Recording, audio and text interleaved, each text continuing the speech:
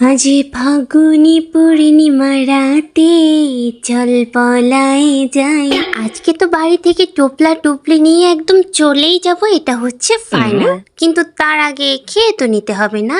আর বিকেল শুরু হলেই আমার ইচ্ছে হয় খালি চপ মুড়ি ঘুগনি এইগুলো খাওয়ার। বিকেল টাইমে খাওয়া দাওয়া টিভি দেখা আর সব শেষে এক কাপ চা না হলে তো চলেই না। আজকে রাতে তো পালিয়ে যাওয়ার প্ল্যান করেছি, তাই বোচকা বুচকি টোপলা টুপলি গুছিয়ে না নিলে চলে বলো। আর তাই তো ঝটফট নাস্তা শেষ করে চলে আসলাম এইদিকে আমার টোপলা টুপলি গুছিয়ে নেওয়ার জন্য।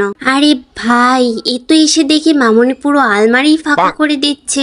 আলমারি থেকে শাড়ি কাপড় সবকিছু বের করে ফেলেছে। আর এত কিছু টোপলা নাকি আমাকে বাঁধতে হবে। ইয়ে কিয়া জুলুম হে ভাই।